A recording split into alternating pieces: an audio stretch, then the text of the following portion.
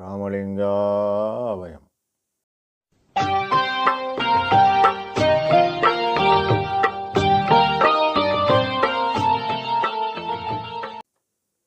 அருட்பெரும் ஜோதி அருட்பெரும் ஜோதி தனிப்பெரும் கருணை அருட்பெரும் ஜோதி எல்லா உயிர்களும் இன்புற்று வாழ்க. வள்ளல் மலரடி வாழ்க வாழ்க. திருச்சிற்றம்பலம். அருட்பெருஞ்சுதி ஆண்டவரின் பரிபூரண அருளை பெற்ற அருட்பிரகாசம் பெருமானின் திருவடிகளை மனமொழிமையால் போற்றி பணிகின்றேன் தயவுடன். நாம் செய்த செயலின் விளைவாக இன்ப துன்ப அனுபவங்கள் யாவும் வந்து கொண்டே உள்ளது. அவ்வாறு வருகின்ற துன்பம் யாவும் பொறுத்து எல்லா உயிரும் இன்பமாக வாழ எண்ணி நாம் செயல்பட்டாலே நமக்கு ஆன்ம லாபம் கூடும். 25/8/2026 அன்று நேபாளத்தில் பனிப்பாறையில் உடைப்பு ஏற்பட்டு எண்ணற்ற உயிர்கள் இறந்தன. எல்லாமல்ல அருட்பெருஞ்சோதி ஆண்டவரே, எல்லா உயிரும் இன்பமாக வாழ அருள் புரிவீராக.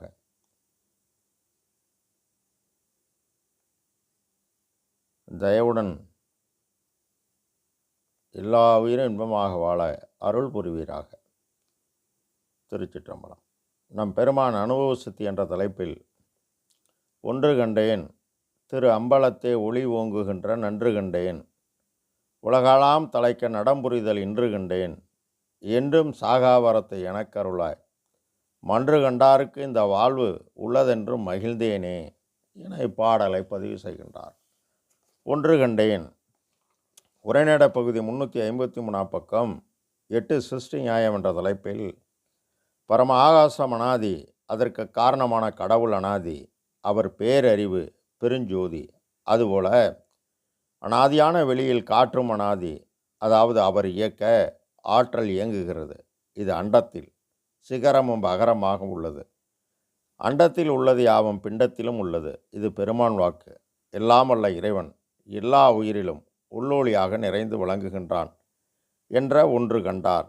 இதனால் தன் இறை அக அனுபவமாக அகவலில் உயிருள் யாம் எம்முள் உயிர் இவை உணர்ந்து உயிர்நலம் பரவுக என்று உரைத்தமை சிவமே எனவும், உயிரெல்லாம் பொதுவில் உளம்பட நோக்குக செயரெல்லாம் விடுகன செப்பிய சிவமே எனவும் பதிவு செய்கின்றார். இது பிண்டமாகிய இந்த உடலாலயத்தில் தலையாய என்னும் தலையுள் அகரமாகவும் உகரமாகவும் உள்ளது. இந்த ஜீவனை ஆன்ம ஒளி இயக்க இந்த ஜீவன் ஜீவித்து வாழ்கிறது. திரு அம்பலத்தில் ஒளி ஓங்குகின்ற நன்று கண்டேன். திரு என்பது என்றும் நிலைத்த தன்மையுடையது. இயற்கை உண்மை, இயற்கை விளக்கம், இயற்கை இன்பம். அவ்வாறு நிலையானது ஆண்டவரத்தில் இறைவன்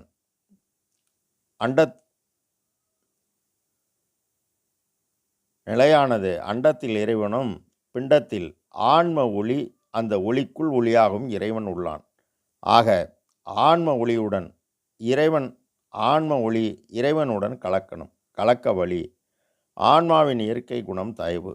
இந்த தயவு எங்கே கருணை இயற்கையில் உள்ளன அங்கே விளங்கிய அருட்பெருஞ்சோதி எனவும் அருட்பெரும் சிவமே எனவும், யாரே எண்ணினும் இறங்குகின்றாருக்கு சீரே அளிக்கும் சிதம்பர சிவமே எனவும் நம் பெருமான் பதிவு செய்கின்றார்கள். மேலும் பெருமான் உபதேசத்தில் நமது முதற் சாதனம் கருணையானதினாலே ஆண்டவர் முதற் சாதனமாகிய அருட்பெருஞ்சோதி அருட்பெருஞ்சோதி தனிப்பெருங்கருணை அருட்பெருஞ்சோதி என்னும் திருமந்திரத்தை வெளிப்படையாக எடுத்துக்கொண்டார். தயவு, கருணை, அருள் என்பது ஒரு பொருளை குறிக்கும் என்றால் அருட்பெருஞ்சோதி ஆண்டவரை மட்டுமே குறிக்கும். எவ்வாறெனில் ஒரு ஜீவன் மற்றொரு ஜீவனுக்கு உதவுவது இரக்கம், தயவு, கருணை. ஒரு ஜீவன் ஆண்டவர் இருப்பிடமாகிய தன் புருவமத்தியுள் தலைவன காண தன்னுள் வைப்பது அன்பு.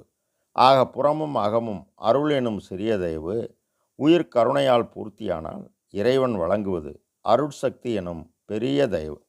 எனவேதான் பரமஆச சொற்பராகி இறைவன் தன்னுள் தான் விளங்குவதை நன்று கண்டார். இதனை பவமே தவிர்ப்பது சாகாவரம் பயப்பது, நல் தவமே புரிந்தவர்க்கு இன்பம் தருவது, தான் தனக்கே உவமேயமான ஒளிர் ஓங்குகின்ற ஒளிரும் சுத்த சிவமே நிறைகின்றது உத்தரஞான சிதம்பரமே என்பார்.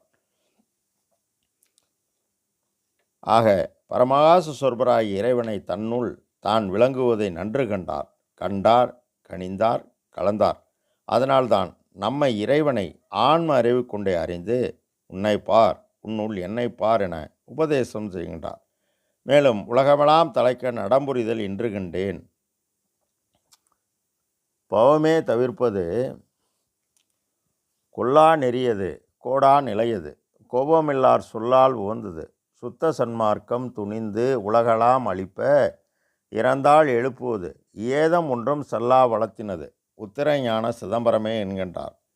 மேலும் எனைத்தும் துன்பிலா இயலளித்து எண்ணி அனைத்தும் தரும் அருட்பெருஞ்சோதி என்கின்றார். இந்த தயவநீர் உலகமெல்லாம் செயல்பட இன்று அகில உலக சமரச சுத்த சன்மார்க்க சத்தியச்சங்கம் செயல்படுகிறது. நடம்புரிதல் என்றால் செயல்பாடு. பெருமான் கூறியபாடி எல்லா இடங்களிலும் அன்னவரையும் செய்யப்படுகிறது. ஒளிநெறி வழிபாடு நடக்கிறது. அதனால்தான் தயவு நெறி பரவ உலகலாம் பறவை என் உள்ளத்திலிருந்து அலைகளா ஒளிசை அருட்பெருஞ்சோதி எனவும் உலகலாம் போற்ற ஒளி வடிவாகி நானே சுத்த சன்மார்க்கம் நடத்துகின்றேன் எனவும் நம் பெருமான் தெளிவுபடுத்துகிறார்.